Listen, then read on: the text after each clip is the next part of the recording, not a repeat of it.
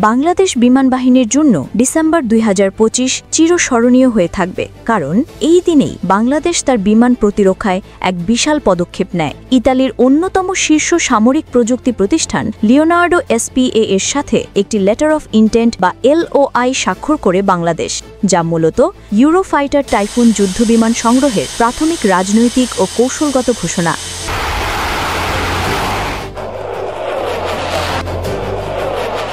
এই অনুষ্ঠানে উপস্থিত ছিলেন বাংলাদেশ বিমান বাহিনীর প্রধান air chief marshal Hasan Mahmud Khan এবং বাংলাদেশে নিযুক্ত ইতালির রাষ্ট্রদূত আন্তোনিও আলেসান্দ্রো। শুধু কূটনৈতিক নয়, প্রযুক্তি ও সামরিক শক্তি বিনিময়ের দিক থেকেও এই চুক্তি ছিল একটি গুরুত্বপূর্ণ মাইলফলক। তবে LOI কোনো বাধ্যতামূলক চুক্তি নয়, এটি একটি প্রাথমিক প্রতিশ্রুতি যার মাধ্যমে ভবিষ্যতের ক্রয় চুক্তি, ফাইটার জেটের কনফিগারেশন, অস্ত্র প্যাকেজ, প্রযুক্তি হস্তান্তর এবং প্রশিক্ষণ সহ অন্যান্য গুরুত্বপূর্ণ আলোচনা এগিয়ে নেওয়া হয়। LOI থাকলে বাজেট বরাদ্দ, প্রকিউরমেন্ট প্রক্রিয়া, মিশন প্ল্যানিং সবই সহজ হয় এবং নির্মাতা প্রতিষ্ঠানও ডেমো ও টেকনিক্যাল সহযোগিতা আরও গুরুত্বের সাথে এগিয়ে নিয়ে যায়। তাই এটাকে বলা যায় এটি যুদ্ধবিমান ক্রয়ের সবচেয়ে গুরুত্বপূর্ণ প্রথম সোপান। যদিও LOI স্বাক্ষর মানেই চূড়ান্ত ক্রয় নিশ্চিত নয়, কারণ অনেক দেশই LOI করেও পরে অন্য প্ল্যাটফর্ম বেছে নিয়েছে, কিন্তু এখানে আলোচনার গুরুত্ব হল বাংলাদেশ এটিতে দেশ, কোম্পানি ও বিমান মডেলের নাম প্রকাশ্যে বলেছে। বাংলাদেশ বিমান বাহিনী সাধারণত এত স্পষ্টভাবে কিছুই বলে না, ফলে এই ঘোষণা ধরে নেওয়া যায় এর পেছনে গভীর কৌশলগত চিন্তা ও ভবিষ্যৎ পরিকল্পনা রয়েছে। ইউরোফাইটার টাইফুন বিশ্বের অন্যতম আধুনিক, বহুমুখী ও পরীক্ষিত যুদ্ধবিমান। আধুনিক যুদ্ধে এয়ার সুপিরিয়রিটি প্রতিষ্ঠা, battle management, ground strike, electronic warfare সব খেলার খেলোয়াড় এটি। তবে বাংলাদেশের জন্য সবচেয়ে বড় আলোচ্য বিষয় হচ্ছে কোন ভার্সন আসবে, কারণ পুরনো ট্রাঞ্চ 1 কিনে আনা হলে তা মোটেও লাভজনক হবে না। বাংলাদেশকে অবশ্যই ট্রাঞ্চ 3 বা অন্তত এমন কনফিগারেশন নিতে হবে যেটি আধুনিক আপগ্রেড সাপোর্ট করে এবং ভবিষ্যতে 2035-এর পরও যুদ্ধ সক্ষমতা বজায় রাখতে পারে। আর সত্য কথা বলতে গেলে এই বিমানের প্রকৃত শক্তি প্রকাশ পায় তখনই যখন এর সাথে যুক্ত হয় বিশ্বের সবচেয়ে ভয়ঙ্কর beyond visual range missile meteor.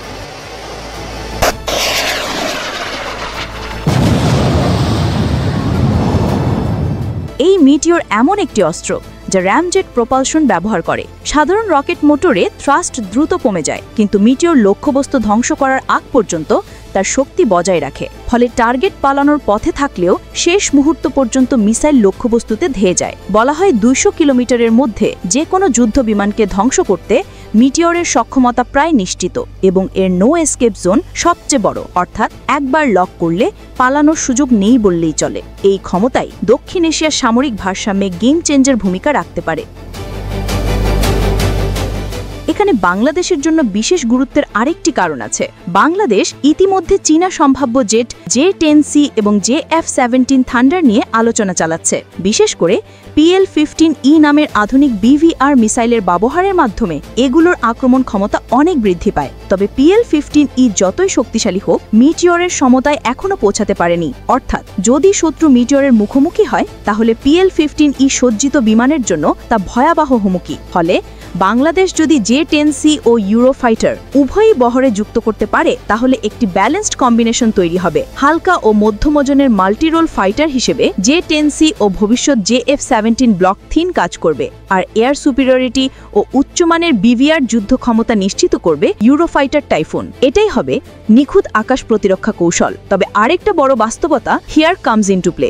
সংখ্যা ম্যাটার করে। মাত্র 8 থেকে 10টি যুদ্ধ বিমান নিলে তা শুধু প্রদর্শনী শক্তি হয়। যুদ্ধ হলে রোটেশন, কমব্যাট রেডিনেস, মেইনটেন্যান্স সব মিলিয়ে কার্যকর বিমান সংখ্যা কমে আসে। তাই কমপক্ষে 16 থেকে 24 ধাপে সংগ্রহ করলে বাংলাদেশ সত্যিকারে আকাশ প্রতিরক্ষায় একটি শক্তিশালী কাঠামো দাঁড় করাতে পারবে। এতে একদিকে প্রশিক্ষণ, অন্যদিকে বিভিন্ন এলাকা কাভার করা সবই সম্ভব হবে। পাশাপাশি প্রয়োজন পড়বে দীর্ঘমেয়াদী ইনফ্রাস্ট্রাকচার, অস্ত্র মজুত, পাইলট ও টেকনিশিয়ান প্রশিক্ষণ এবং লজিস্টিক সাপোর্ট ব্যবস্থা। এখন প্রশ্ন হলো, মিটিওর ছাড়া ইউরোফাইটার এলে কি হবে? বিশেষজ্ঞদের মতে তাহলে এই প্রকল্প হবে দেশের ইতিহাসের সবচেয়ে বড় কৌশলগত ভুলের একটি। কারণ মিটিওর ছাড়া ইউরোফাইটার মূল শক্তির অর্ধেকও দেখাতে পারবে না। সেক্ষেত্রে আমাদের প্রতিবেশীরা যদি তাদের ফ্লিটে উন্নত বিভিআর মিসাইল যুক্ত করে, তাহলে আমাদের ব্যয় করে আনা বিমানও প্রতিরোধ ক্ষমতা হারাবে। তাই শুধু ইউরোফাইটার না, সঠিক অস্ত্র, সঠিক কনফিগারেশন এবং যথেষ্ট সংখ্যক বিমান সবকিছুর মিলেই পূর্ণ যুদ্ধ সক্ষমতা গড়ে উঠবে। বাংলাদেশ যদি আজকের এই সিদ্ধান্ত সঠিকভাবে বাস্তবায়ন করতে পারে, তাহলে পরবর্তী 15 থেকে 20 বছর দক্ষিণ এশিয়ার আকাশে বাংলাদেশ থাকবে ভয়ঙ্কর প্রতিদ্বন্দ্বী। প্রযুক্তি, প্রশিক্ষণ, শিল্প সহযোগিতা ও যুদ্ধ সক্ষমতা সব দিক থেকেই এটি হবে এক অসাধারণ উন্নয়ন। কিন্তু যদি মিটিওর বাদ দেয় বা পুরনো ভার্সন কেনা হয় বা সংখ্যা কম রাখা হয়, তাহলে সেই শক্তি অর্জনের বদলে তা পরিণত হবে একটি ব্যয়বহুল ভুল পদক্ষেপে। তাই ভবিষ্যতের নিরাপত্তা, কৌশলগত উত্তরণ এবং জাতীয় মর্যাদা সবই নির্ভর করছে এই প্রকল্প কতটা বুদ্ধিমত্তার সাথে বাস্তবায়িত হচ্ছে তার উপর। বাংলাদেশের নাগরিক হিসেবে আমরা শুধু আশা করতে পারি সরকার ও বিমান বাহিনী এই সিদ্ধান্তে সর্বোচ্চ দক্ষতা ও দূরদৃষ্টি প্রয়োগ করবে। কারণ একটাই সত্য, বাংলার আকাশ নিরাপদ থাকলে বাংলাদেশ থাকবে নিরাপদ। আর আকাশের শ্রেষ্ঠত্ব আমাদের হাতে থাকলে কেউই চোখ তুলে তাকাতে পারবে না।